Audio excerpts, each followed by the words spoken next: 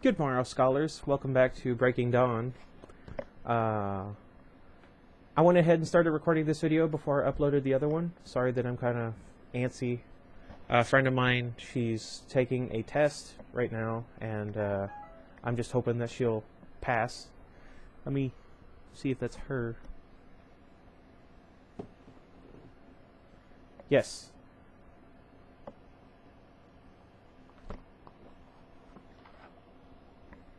Sorry. That's kind of important. If you don't already know, it's the girl I like. Shut up. Why did I say that? Never mind. Anyway. I will. Godspeed.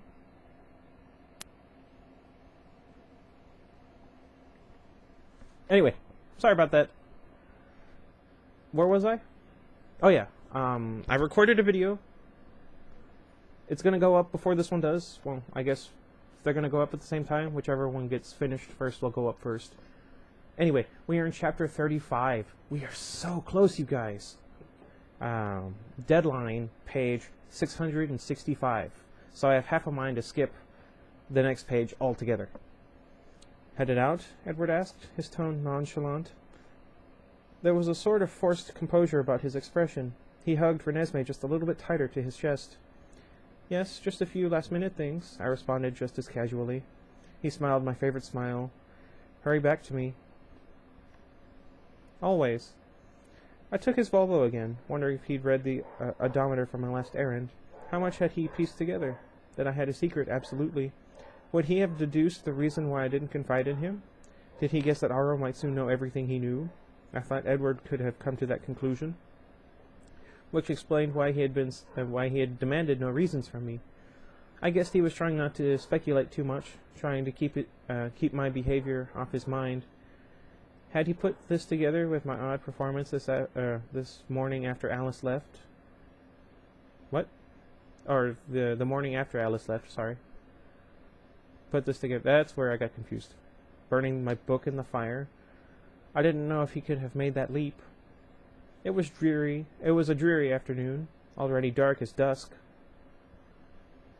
I sped through the gloom, my eyes on the heavy clouds. Would it snow tonight? Enough to layer the ground and create the scene from Alice's vision? Edward estimated that we had about 2 more days. Then we could set ourselves in the clearing, drawing the Volturi to our chosen place. As I headed through the darkening forest, I considered my last trip to Seattle. I thought I knew Alice's purpose in sending me to the dilapidated drop point where Jay Jenks referred his shadier clients. If I'd gone to one of his other, more legitimate offices, would I have ever known what to ask for? If I'd met him as Jason Jenks or Jason Scott, legitimate lawyer, would I have ever unearthed Jay Jenks, purveyor of illegal documents? I'd had to go the route that made it clear I was up to no good. That was my clue. It was black when I pulled into the parking lot of the restaurant a few minutes early. Ignoring the eager valets by the entrance, I popped in my contacts and then went to wait for Jay inside the restaurant. Though I was in a hurry to be done with this depressing necessity and back with my family, Jay seemed careful to keep himself untainted by his baser associations. I had a feeling a handoff in the dark parking lot would offend his sensibilities. I gave the name Jenks at the podium, and the obsequious maitre d' led me upstairs to a small private room with a fire crackling in a stone hearth. That sounds pretty cool. He took the calf-length ivory trench coat I'd worn to disguise the fact that I was wearing Alice's idea of appropriate attire, and gasped quietly at my stain, sateen cocktail dress.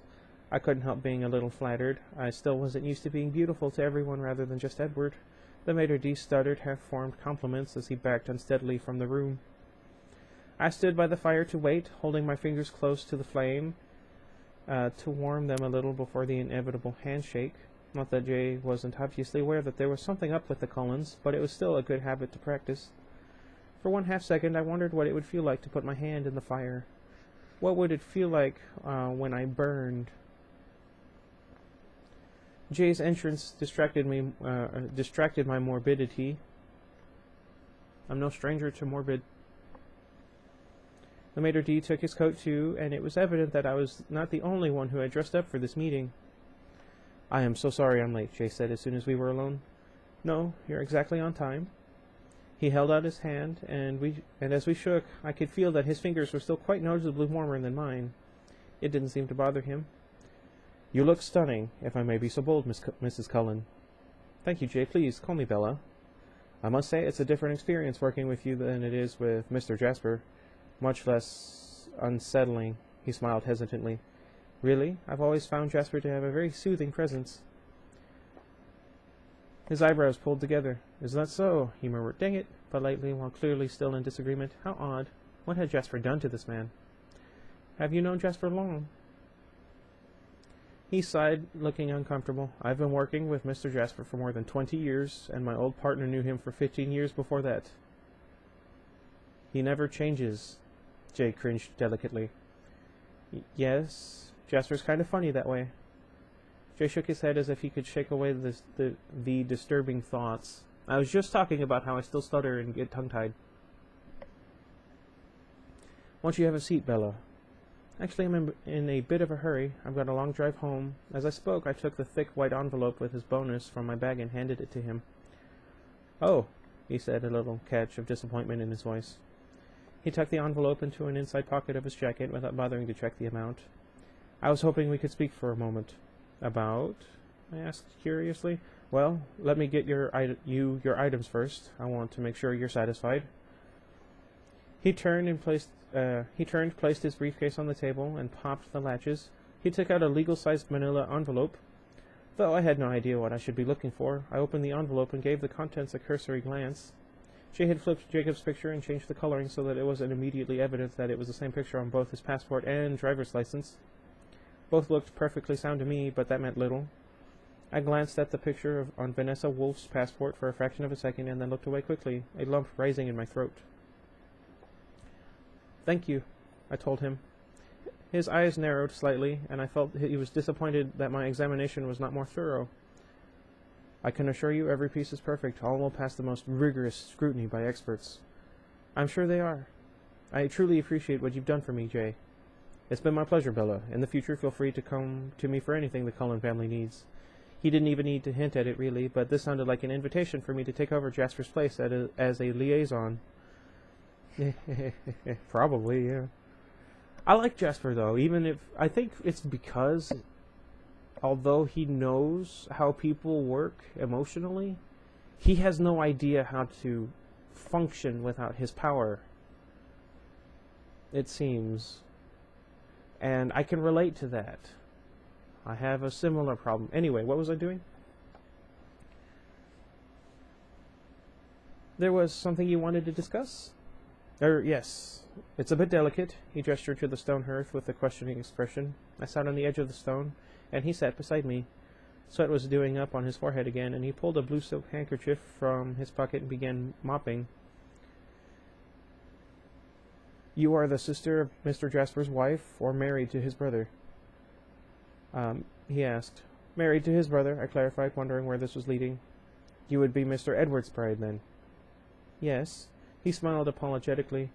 I've seen all the names many times, you see. My belated congratulations. It's nice that Mr. Edward has found such a lovely partner after all this time. Thank you very much. He paused, dabbing at the sweat. Over the years, you might imagine that I've developed a very healthy level of respect for Mr. Jasper and the entire family. I nodded cautiously.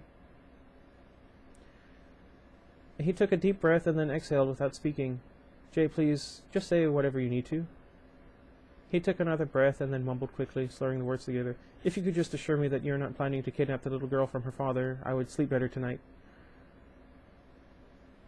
Oh, I said, stunned. It took me a minute to understand the erroneous conclusion he'd drawn. Oh no, it's nothing like that at all, I smiled weakly, trying to reassure him. I'm certainly preparing a safe place for her in case something were to happen to my husband and me. His eyes narrowed. Are you expecting something to happen? He blushed and then apologized. Not that it's any of my business. I watched the red flush spread behind the delicate membrane of his skin and was glad, as I often was, that I was not the average newborn. Jay seemed a nice enough man, criminal behavior aside, and it would have been a shame to kill him. You never know, I sighed. He frowned. May I wish you the best of luck, then? And please don't be put out with me, my dear, but If Mr. Jesper should come to me and ask what names I put on these documents, of course you should tell him immediately. I'd like nothing better to have Mr. Jesper fully aware of our entire transaction. My transparent sincerity seemed to ease a bit of his tension. Very good, he said, and I can't prevail upon you to stay for dinner? I'm sorry, Jay. I'm short on time at present. Then again, my best wishes for your health and happiness. Anything at all the Cullen family needs, please don't hesitate to call on me, Bella. Thank you, Jay. I feel like mentioning the Joker throughout all of that. Anyway, I left with my contraband, glancing back to see that that Jay was staring after me, his expression a mixture of anxiety and regret. The return trip took less time. The night was black, and so I turned off my headlights and floored it. When I got back to the house, most of the cars, including Alice's Porsche and my Ferrari, were missing. The traditional vampires were going as far away as possible to satiate their thirst. I tried not to think of their hunting in the night, cringing at the mental picture of their victims. Only Kate and Garrett were in the front room, arguing playfully about the nutritional value of animal blood.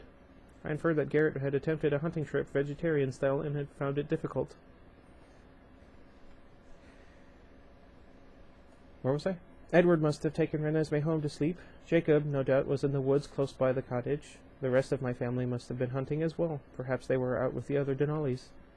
Which basically gave me the house to myself, and I was quick to take advantage. I could smell that I was the first one to enter Alice and Jasper's room in a long while, maybe the first since the night they'd left us. I rooted silently through their huge closet until I found the right sort of bag. It must have been Alice's. It was a small black leather backpack, the kind that was usually used as a purse, little enough that even Renesmee could carry it without looking out of place.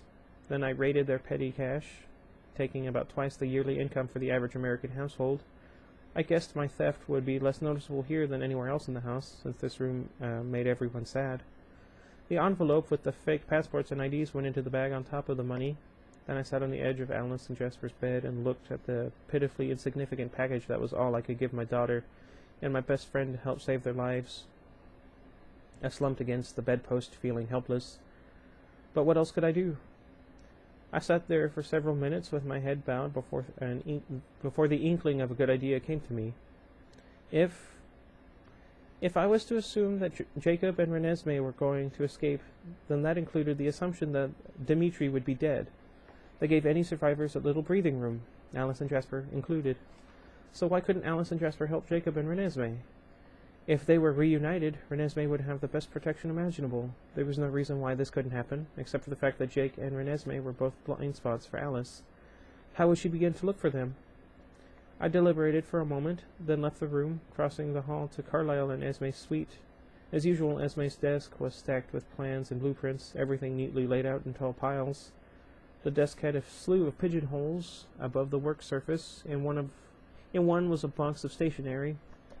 Some really good stuff right there, stationery. I've never had any. Anyway, I took a fresh sheet of paper and a pen. Then I stared at the blank ivory page for a full 5 minutes, concentrating on my decision. Alice might not be able to see Jacob or Renesmee, but she could see me. I visualized her seeing this moment, hoping desperately that she wasn't too busy to pay attention. Slowly, deliberately, I wrote the words Rio de Janeiro in all caps across the page. Rio seemed the best place to send them. It was far away from here. Alice and Jasper were already in South America at last report, and it wasn't like our old problems had ceased to exist just because we had worse problems now. There was still the mystery of Renesmee's future, the terror of her racing age.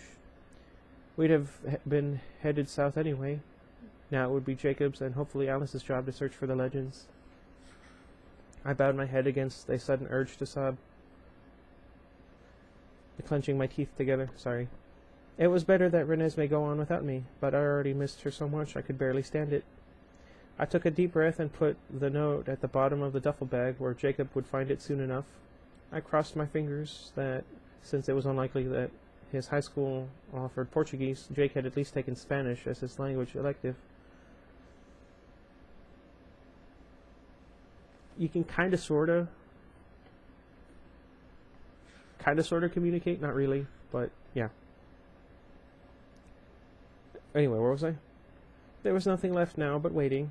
For 2 days, Edward and Carlyle stayed in the clearing where Alice had seen the Volturi arrive. It was the same killing field where Victoria's newborns had attacked last summer. I wondered if it felt repetitive to Carlyle, like déjà vu. For me, it would be all new. This time Edward and I would stand with our family. We could only imagine that the Volturi would be tracking either Edward or Carlyle. I wondered if it would surprise them that their prey didn't run. Would that make them wary? I couldn't imagine the Volturi ever feeling a need for caution. Though I was, hopefully, invisible to Dimitri, I stayed with Edward. Of course, we only had a few hours left to be together. Edward and I had not had a last grand scene of farewell, nor did I plan one. To speak the word was to make it final. It would be the same as typing the words "the end" on the last page of a manuscript. So we did not say our goodbyes, and we stayed very close to each other, always touching. What? Whatever end found us, it would not find us separated. We set up a tent for Renesmee a few yards back into the protective forest, and then there was more déjà vu as we found ourselves camping in the cold again with Jacob.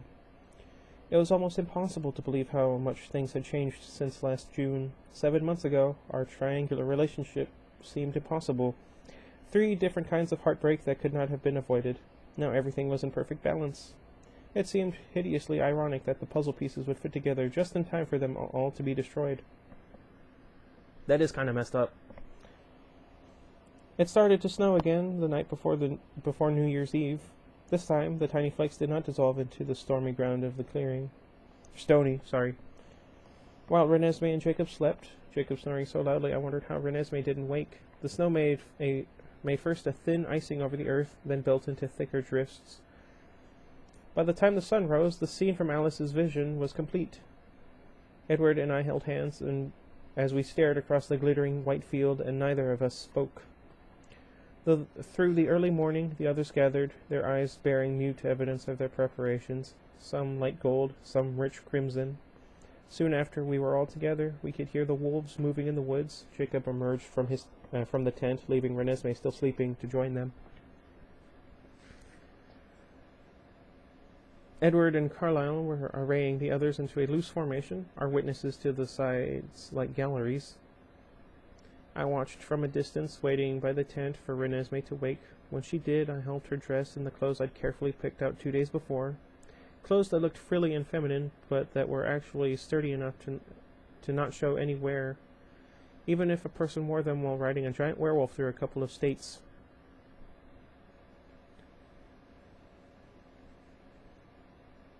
I don't know.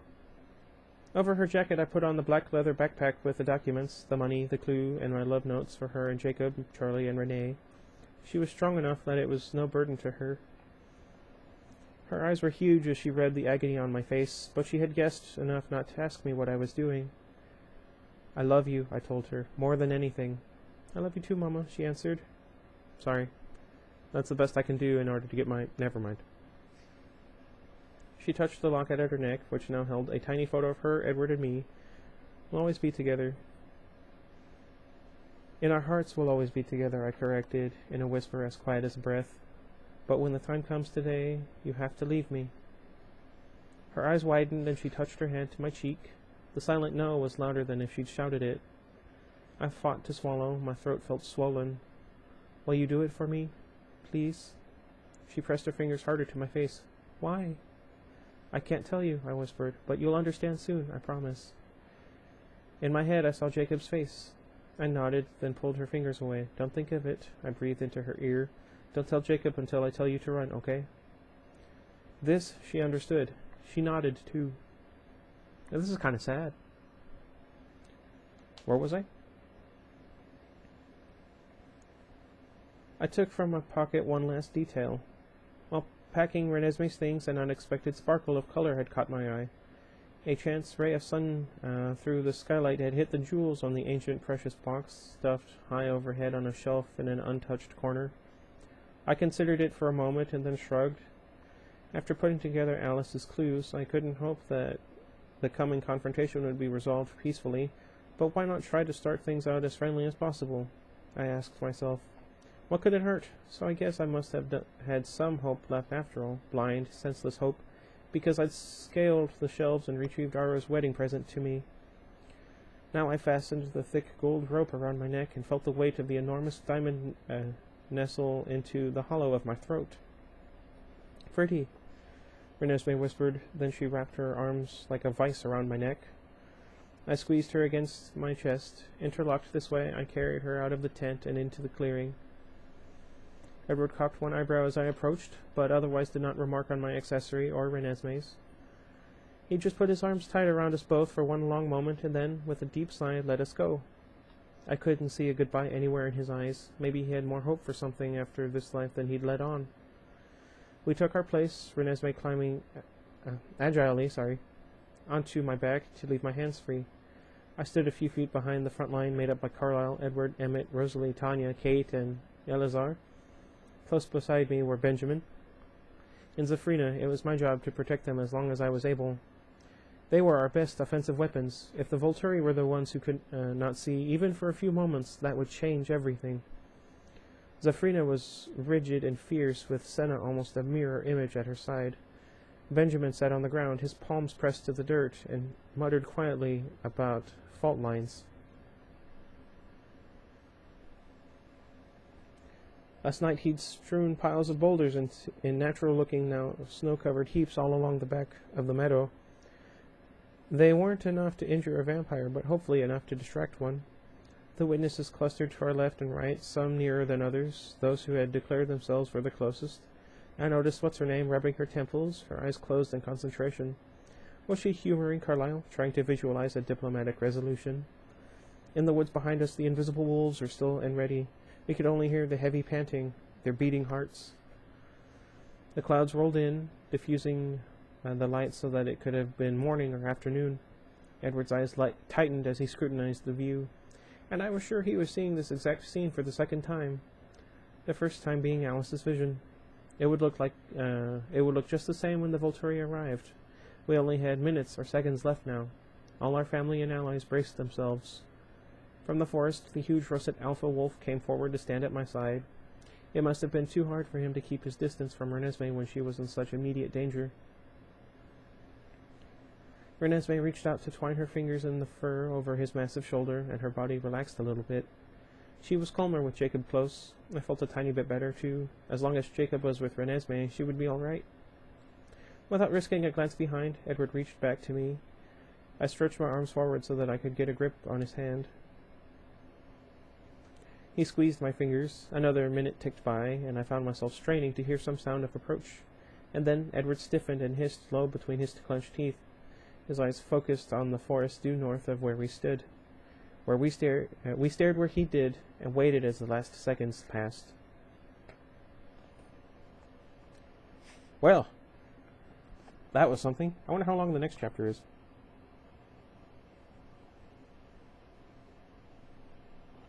Let's see.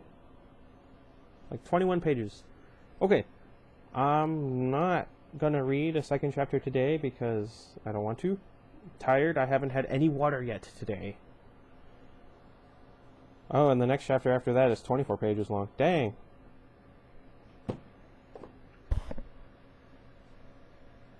Anyway. What are you doing here? Anyway. Thank you guys for watching. I hope you enjoy this video and the other video. Feeling all tight in the chest and lightheaded. Whoop, I don't know what happened. Oh, okay, we're good. Thank you guys. Sorry, I'm so distracted. Iggy.